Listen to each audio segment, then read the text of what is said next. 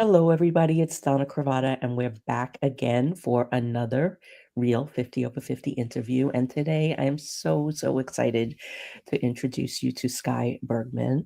She is a filmmaker, an author, an educator. She's dedicated to fostering intergenerational connections and celebrating lives well lived.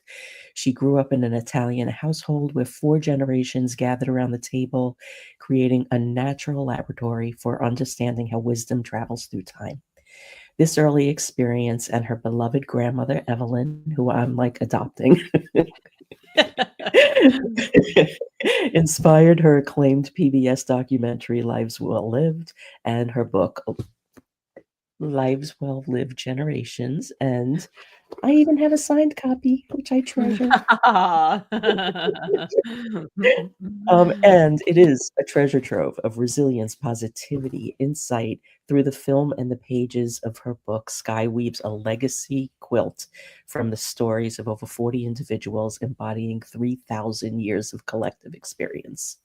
As a photographer whose work appears in museums worldwide, she brings a visual artist's sensibility to her storytelling.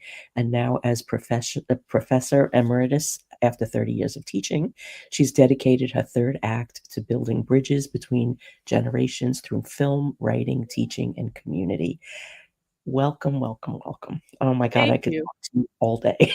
That was such a lovely introduction. Thank you very much. And I'm just delighted to be here with you, Donna. It's just I'm so glad this worked out. Yeah, me too. Me too. And we don't get a lot of cancellations. And like the next interview is September. Yeah. So we had a cancellation and you slipped right in, and I was so happy to see your name come up in the email. But let's dive right in. And I don't want to just talk about lives well lived, because you have, a host of different projects that Yeah. you've worked on over the years. And as I was immersing myself in your work through listening to podcasts you've been on, watching your film, reading your book, um, what I've noticed is there was common themes that are woven through everything that you do. And um, I just want to just share that before we start, because I want people to really feel that as this conversation unfolds. So I pulled this from the book, from the introduction section of the book. The film interviewees opened the vault on their journey into aging through family histories, personal triumphs, and tragedies, loves and losses, seeing the best and the worst of humanity along the way. Their stories are about perseverance, the human spirit, and staying positive during great personal and historic challenges. Their stories will make you laugh and cry, but ultimately, they inspire hope. And um, what I saw through everything that you were doing was like these intersections of resiliency and um, actually, it's what you titled in the book, the ingredients of a life well lived. And it was like this recurring theme of listening and kindness and purpose, resilience, positivity, community, and wisdom. And like, what else is there? Absolutely.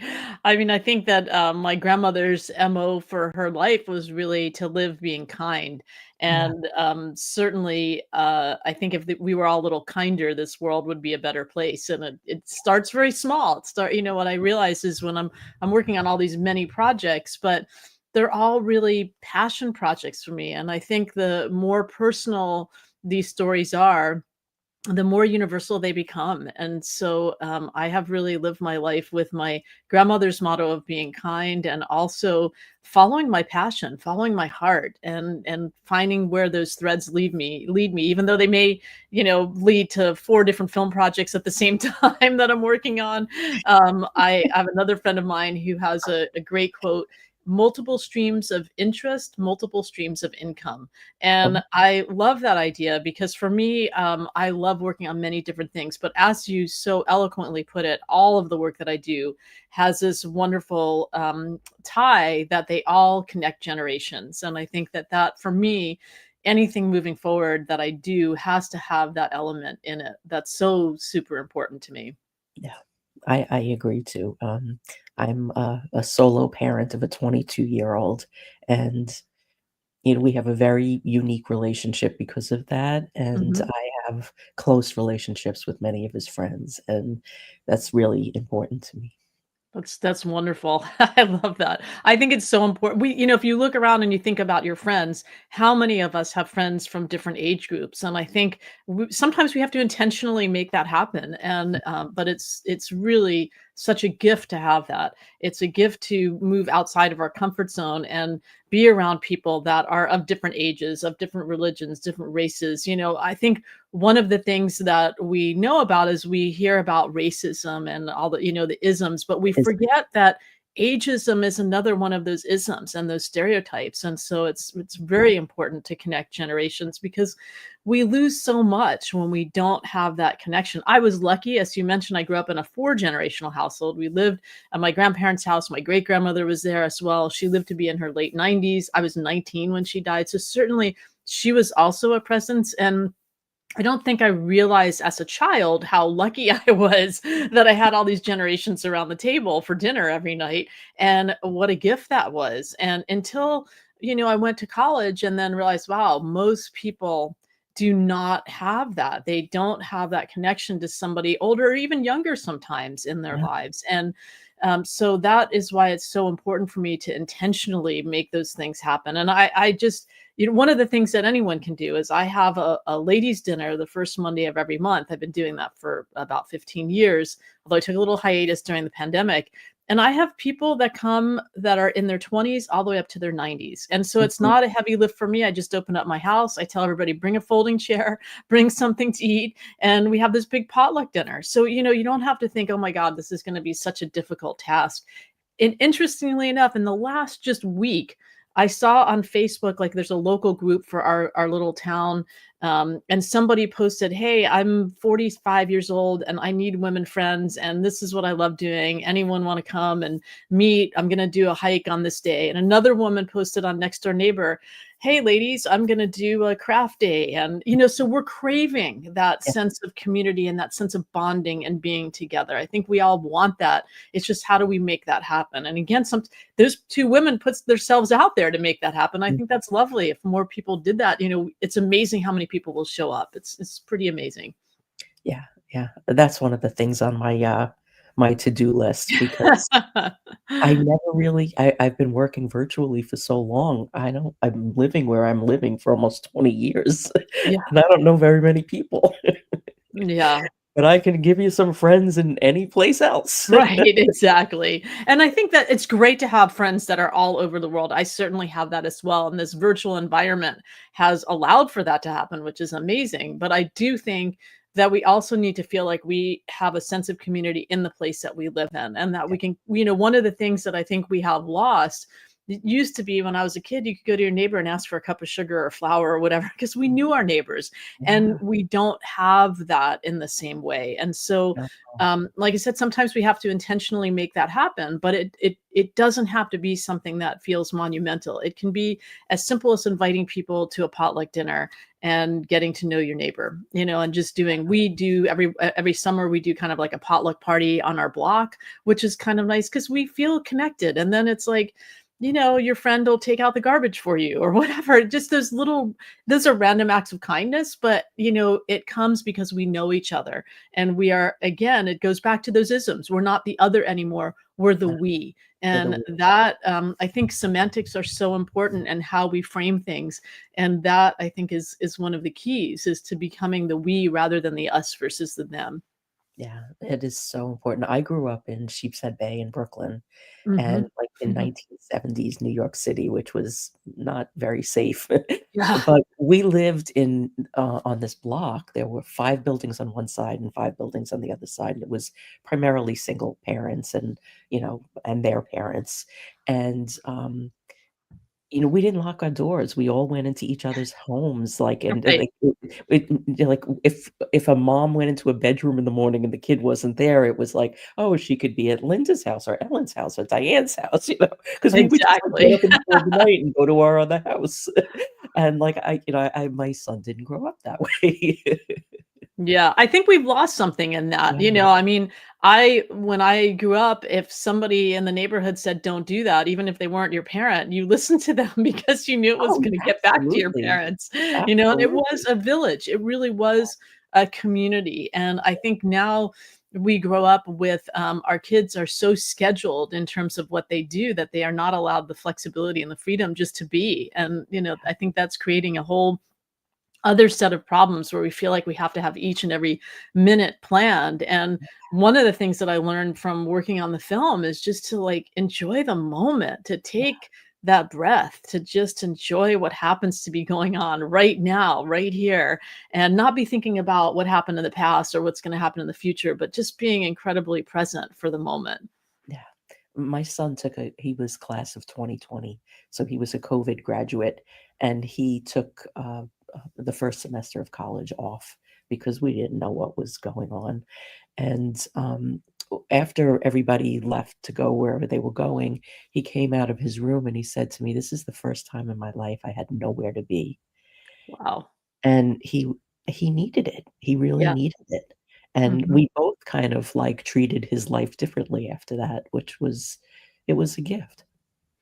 It was. In many ways, I think the pandemic, although it was horrible for in so many levels, the gift that it gave people was the gift of time and the gift of slowing down. I have a really good friend of mine, Carl Henry, who has done TED Talks and a book about slowing down and what a gift that is. And I think during the pandemic, unless you were an essential worker, you had that gift of really being able to slow down, spend time with family, spend time with people that were in your pod, and really reflect on, what it is that's important to each of us. I Yeah, think that that's something we don't often take the time to do. We're so often running from hither to yon and trying to just live life that we forget about really enjoying life. And that is one of the things that I think as we get older, at least for me, I think that I have learned that all the things that we thought were have tos, many times those have tos aren't really, they're self-imposed.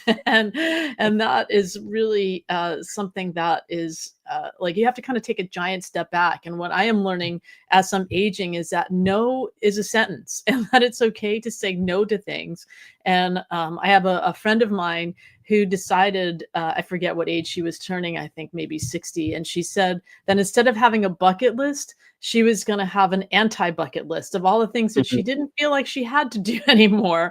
And I kind of love that because it really gives us the freedom to just follow our heart and do the things that we really love to do, and to learn to say no to things that don't feel right or that we don't really want to do, but in the past maybe felt like we were obligated to do. And what I have found is there's very little that's an obligation. And when you do things out of obligation, it's never as good as just doing things when you're following your heart.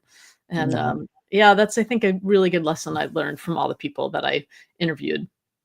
and deadlines go into that category as well. Yes, Who absolutely. I decides mean, what most they of the are? deadlines we a lot of deadlines we have are self-imposed, and, Yes. when I wrote this book, I had kind of a self-imposed deadline, and that's good to a certain extent, but I think, I have realized that, the way that I, operate is I have this big hairy idea, like making a film, but if I just have that as the end goal, it feels unachievable because it's such a big, hairy idea that if I can break it down into smaller, sort of like bite-sized pieces, Mhm, then it seems fun because then I get past one hurdle and then I get to the next one. mhm, And I think the other thing that's really has been really important in my journey is that I have learned to ask for help. I think when we are younger, we see that as a sign of weakness. And as I have aged, I find that that is a sign of strength to know what I can do and what I really need help with. And that it takes a village to do these projects that I'm doing. I don't want to do them by myself. I could, but I don't want to do them by myself. And I'm much happier to have a good group of people that I can call on and ask for help. mhm. So Mary Ellen she's got questions. She wants to know more about the film and how you Sure. found the people to interview, and she's Yeah. curious. I love Absolutely. to. So thank you, Mary Ellen. I appreciate your comment and your question. So I started the film because I was approaching 50. I'm 59 now, and I started it when I was in my mid 40s. And I was looking for positive role models of aging and just not finding them out there in the media. I mean, Donna and I were talking about this before the show about everything that I saw was anti-aging creams and all the things that you could do to, in quotes, look more youthful. And that's not what I wanted. I mean, the television series and the films are all about the negative aspects of aging. And let's face it, the one thing that we all have in common, if we're lucky, is that we age each and every day. So we might as well learn to embrace it rather than dreading it. And in my own life, I had my grandmother who was approaching 100 and still in amazing shape and doing really well and active and engaged. In fact, she was still going to the gym, and she didn't start working out at the gym until she was 80. So she proved to me that it's never too late to start something new. And my grandmother was really my hero and my role model. And she came out here to California. She lived in Florida. She came out to California for the very first time when she was 96.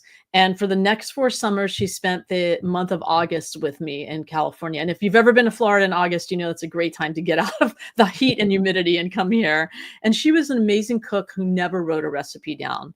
And I decided that I wanted to film her. I had this great opportunity. Here she was. We'd go to the farmer's market on Thursday night together, and she would cook. And so I started filming her. Never done filming before, had only done still photos, never videos. But at that point, DSLRs allowed me to be able to do video. So I thought, what a great opportunity, because I didn't want to just write the recipes down. I wanted to hear the sound of her voice and the gesture of her hands. And, just it was great. So we did a little series that we called Cucina Nonna, which means grandma's kitchen in Italian.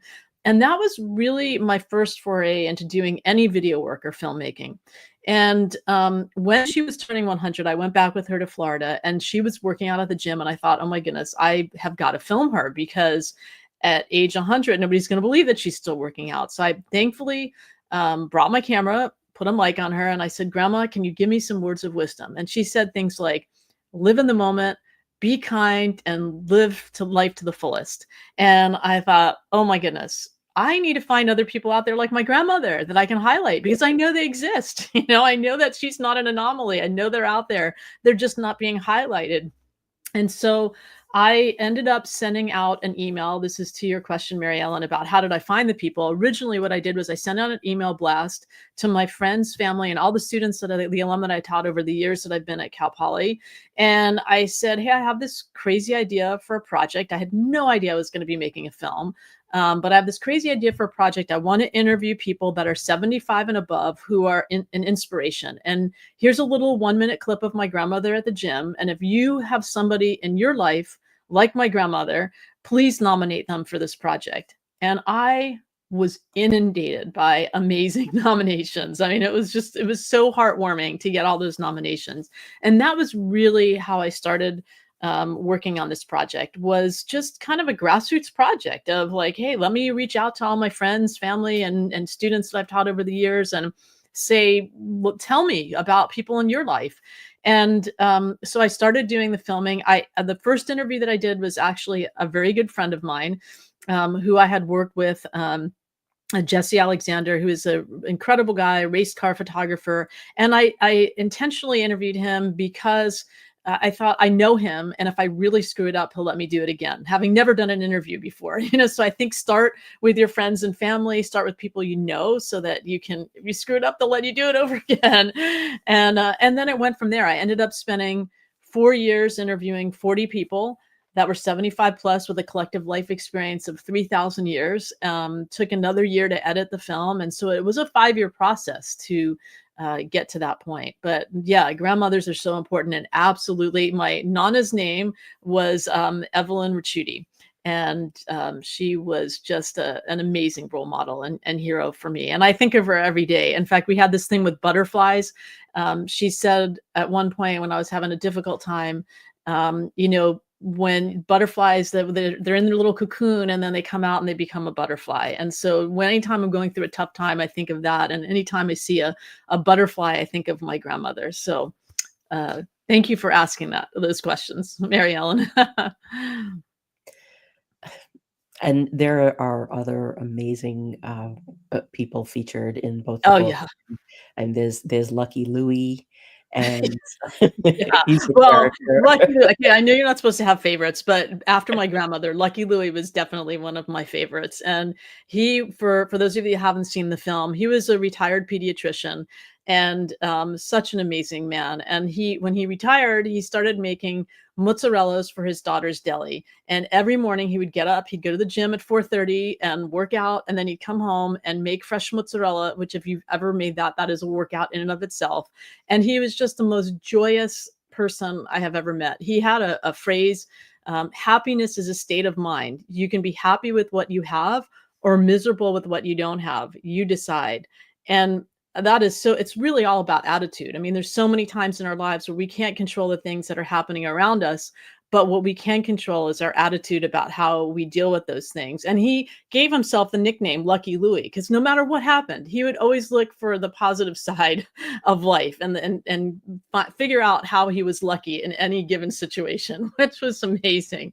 And he lived to be 97. He was just, and he made mozzarellas right up until just about the day that he died, which is incredible. Yeah. Yeah, and he shared that he woke up at 4:15 in the morning, Yeah, for went to the gym yeah. until 6, and then came home and made the mozzarella.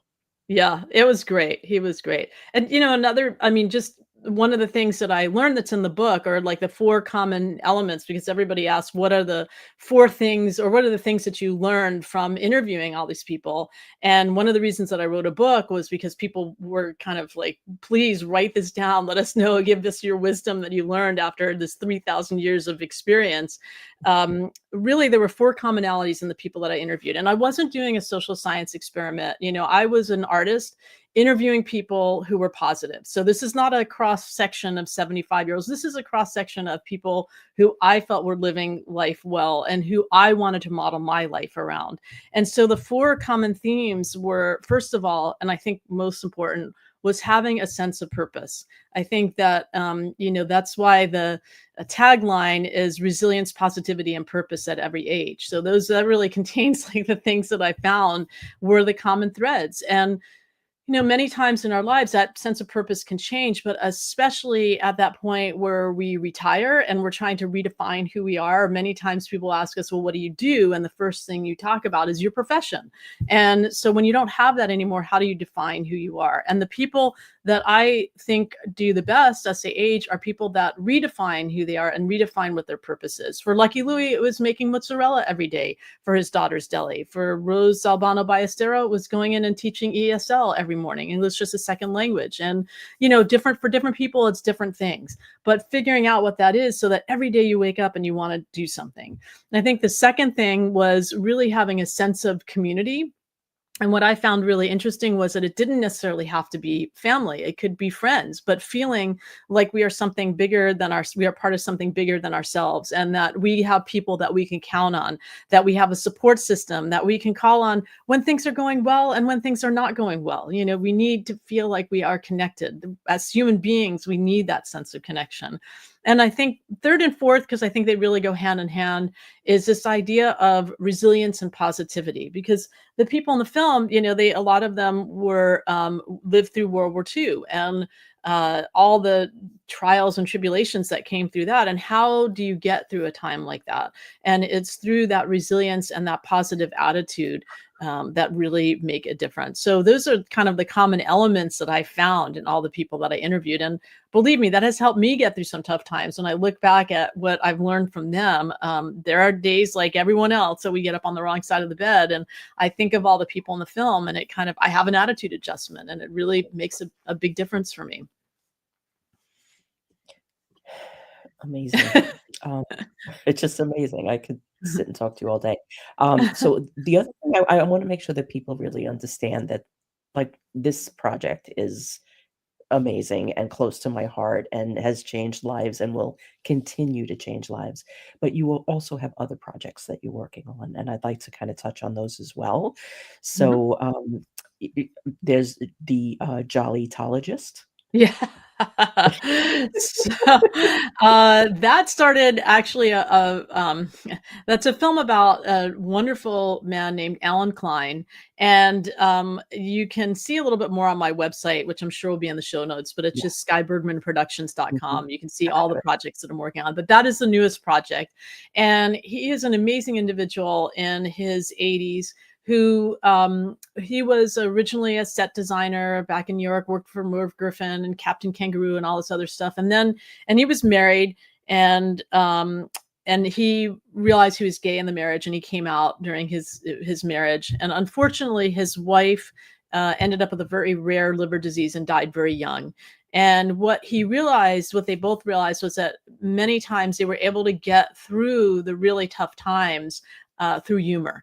And so after she died, he went back to school to study death and dying and grief and how that works. And he has written any number of books and done a TEDx talk about getting through really tough times with humor and awe. And one of his books is called The Awe Factor. And I mean, it's just you can't help but smile when you hear him talk. And so that's a really fun project that I'm just starting. And then I'm working on two other films right now. One is called The Primetime Band, which I am a band geek. I played flute, clarinet, and bassoon when I was in high school. And the film is about a group of musicians, about 75 people in Santa Barbara, California, that they're in a band called the Primetime Band. And they are mostly in their 60s, 70s, 80s, and 90s. People who, like me, used to play band when they were younger and then kind of put their instruments away for 40, maybe even 50 years, and then come back to it later in life. And what I love about this band is that they perform throughout Santa Barbara County. They rehearse every Tuesday night. But it encompasses all the things that I learned about in Lives Well Lived, of what constitutes a life well lived, which is there's this sense of community. They have this wonderful sense of community. There's a sense of resilience. I mean, there's people that have Parkinson's that are still playing. There's this one woman who plays the flute and she doesn't have a rotator cuff anymore, so she can't hold it horizontally. She figured out a way to have a headstock so she could play it vertically. I mean, it's amazing what people come up with so that they can continue to play. And then the sense of purpose and positivity. Many of them are part of another group called the Music Band that goes into third grade classrooms and introduces 8-year-olds to instruments. Many of Mhm. them have never had the opportunity to touch an instrument in their life, and they get to play all these instruments. And to see the joy on these 8-year-olds kids' faces when they get to pick up an instrument and play for the first time, it is such a delight. So I love this cycle of giving and receiving, of these older adults coming back to music later in life and then paying it forward to these young students. And then the last film that I'm working on, it's a working title of Mochi the Movie, which is really about the Japanese tradition of making mochi to bring in the new year. And if you haven't had mochi, mochi is rice that's pounded until it's steamed and then pounded until it's kind of the consistency of bread dough. And then they make these little mochi balls. And you've probably seen mochi ice cream or those kind of things in Costco or Trader Joe's. It's very chewy. But for Japanese and Japanese Americans, it's incredibly important as a ritual to make this mochi to bring and eat mochi to bring in the new year. And the story really follows the Japanese American experience, including during World War II when Japanese Americans were interned and they still figured out a way to make mochi in camp, which is really phenomenal. And I think I just interviewed George Takei from Star Trek about Mm. it, so I'm very excited. That's going to be a whole other element for the film. And he talks about that firsthand experience of, the one bright spot of his childhood, because he was in a camp, was making mochi in the camp and having that experience. And I think that if we all can think about things that we have around food that brought generations together, that passed down wisdom, hope, resilience, all of those things. For me, we had 7 seafood fishes Mhm. dish on Christmas Eve, and we always had to have lentil soup on New Year's because the circles of the lentils were for prosperity and hope and good luck for the new year. So, it's really a story about how food connects us and ties us, and that history, that cultural history. So I'm pretty excited about those. And then, of course, I'm also doing projects around Lives Well Lived, bringing the film to educational institutions to foster intergenerational connections. And so I just came back from a program at Western Michigan University where they show the film at the beginning of the academic year, and then they pair up students and older adults to talk about their history and what a life well lived means to them. They did video projects, and the older adults, as part of OLLI, the Osher Center for Lifelong Learning, did a photo voices project, and they had a big exhibition, and I gave a talk at the end of that. And it's so nice to see the generations coming together through that. And I'm really pleased that because the film is on PBS, for any educators out there, PBS Learning Media has a whole learning module, Lives Well Lived learning module, that educators K through 12 can use and plug and play into their classrooms. It meets all the core standards and all those things. It's very easy for educators to use that to bring generations together, to have a project, whether it's interviewing your grandparents or an older adult. It kind of sets a stage for how to do all that, which is just lovely. So I'm going in a million different directions. I love it. I love it. So when does the Mochi movie come out? We're hoping that it'll be out in May of 2026 for Asian American Pacific Islander Month, but we do have a sneak preview on our on the Mochi website, which is just mochi-film.com, and there's a 20-minute sneak preview on there right now if anybody's interested in taking a look at that. But yeah, we want to have it out for May of 2026. That's great. And what I would like to ask as we're rounding up here is how can people help? Because you do screenings, you want to get this Mhm. into more educational systems, more community-based projects. How can we help you do that? Because this is so important. I mean, every aspect of this is what we all need right now. Oh, So how do we you're help so you? kind. Well, I am always open for suggestions, always open for donations. Sky Bergman Productions, which is in the show notes here, you can see, is a great way to reach out to me. My email's on the website. And if you know any educational institutions that want to do something, or communities, I've also talked to corporations about the importance of connecting generations. So I'm always open for that. And all the speaking engagement money that I get goes right back into the films and the work that I'm doing. And we have donation buttons on all of the films that we're working on. So very happy to get any donations that people want. But also, just connecting. If you connect me with people, sometimes that's equally as important, sometimes more important. So whatever ways. I'm also just happy to have people reach out if they have comments or suggestions. And again, my email's on the website.